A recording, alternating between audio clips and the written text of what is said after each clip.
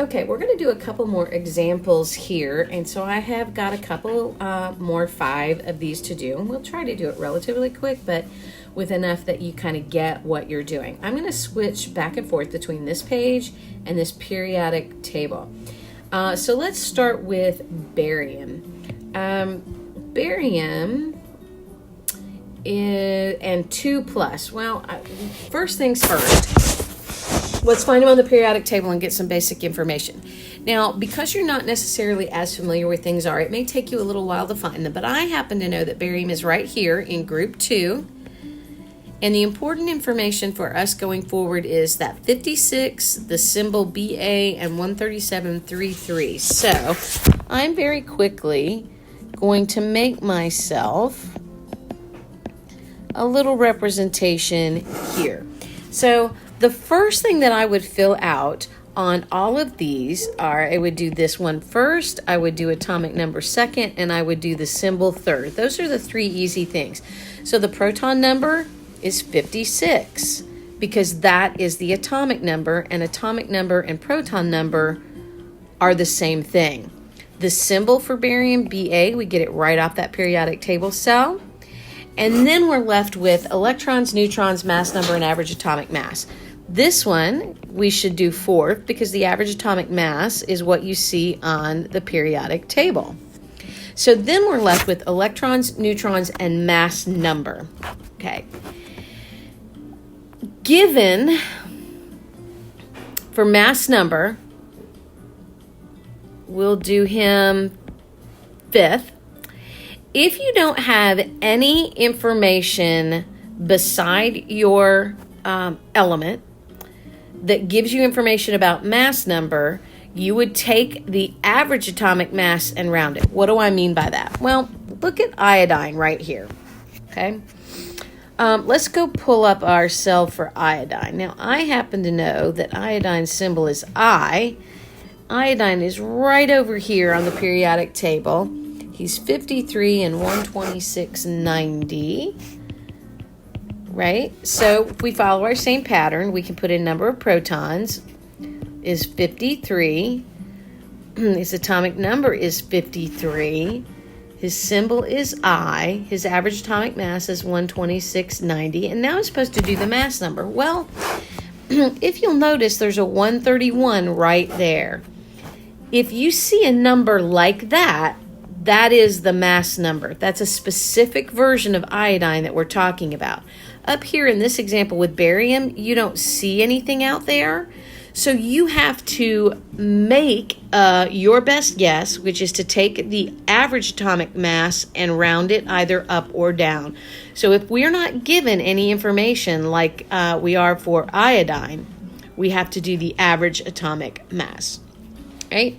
So let's go ahead and figure out our others as well. And look, here's another iodine. Well, iodine, it doesn't matter. It's still going to be 53 and 53. Its average atomic mass is still 126, and the symbol is still I. So is there a difference between these two? And there should be, because right up here, I should have a -1. All right. So then we've got silver and we've got aluminum. Well, I know that silver's symbol is Ag and that aluminum is Al. You may or may not, but we can go to the periodic table and find them. Right here is silver. So that's 47 and 107.8. And then aluminum right here is 13 and 26.9. So let's go ahead and finish off everything else that we know. So remember, the first thing is protons. So silver right here, protons is 47. So that makes the atomic number 47. The symbol is Ag, and the average atomic mass is 107.8.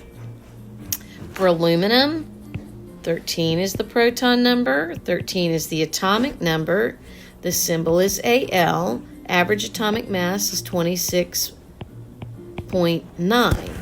Okay, so now we're left with the things that we have to sort of troubleshoot.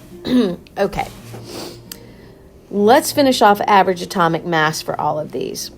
For silver, I'm not given any information out besides silver. So I have to take the average atomic mass and round it. 107.8 would round to 108. Okay? Because I'm not given a number like an iodine, which is the specific mass of this one right here. All right. Iodine with a -1, still not given anything out to the side. So I would take 126.9 and round it. And that would be 127. So what you see with these two is there are at least two versions of iodine, an iodine 131 and an iodine with a mass of 127. And then finally down here with aluminum, again, I'm not given any information on the symbol or with this element name, so I have to go to the average atomic mass and round. So I'm at 27. And from here, we can figure out the rest of the box. The neutrons, figuring out the neutrons will be mass number minus protons. So this can be the sixth thing that we figure out.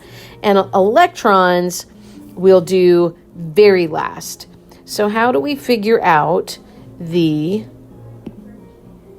number of neutrons? We take this mass number of 137 and we subtract protons or atomic number.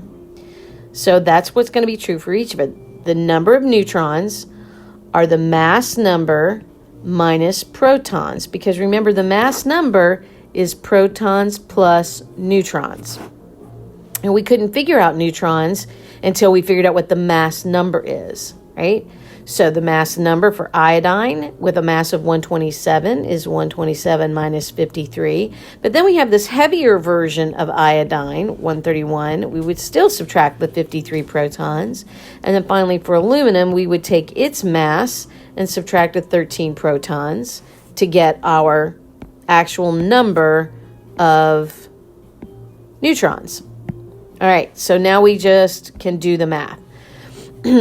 And I'm going to go reverse order. So 14 plus 13, 27. So that works out for us there. Iodine 131 would leave us with 78 neutrons. If we look at iodine 127, we're looking at 74 neutrons. If we look at silver, we're looking at 61 neutrons. And if we look at barium, we're looking at 81 neutrons, right? So, again, mass number equals protons plus neutrons. So the number of neutrons is equal to mass number minus protons or atomic number. So the last thing to figure out are electrons, and you only have to do that when you see a charge, right? So no charge here, no charge here. If you don't see a charge written on the element or the symbol, then the number of electrons equals the protons so that you have a neutral charge. So iodine 131 has no electrical charge. That means it has to have 53 electrons to balance out the 53 protons, positive charges. The same thing is true for aluminum.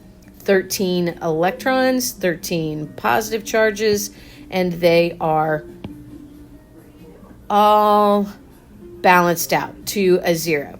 But what do you do when you have a charge? Well, the way to figure this out is that protons minus electrons will give you the total charge on the element.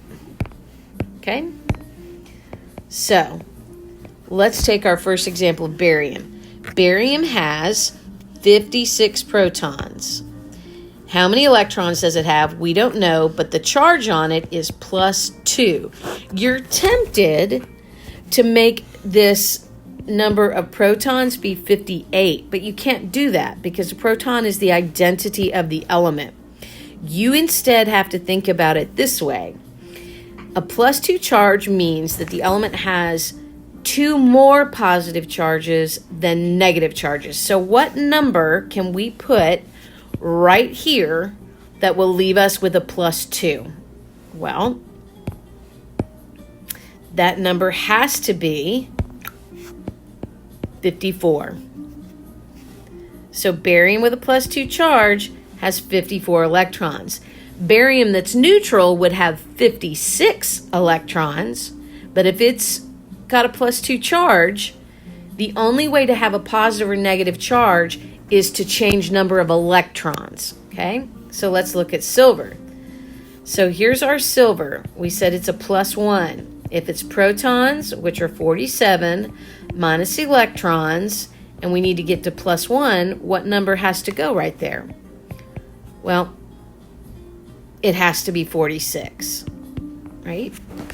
And then finally, we have our iodine right here. So we have iodine with a -1 charge. So we would have protons of 53 minus electrons of some kind that gets us to -1. So what number would we have to subtract from 53 to get to -1? We would have to have 54.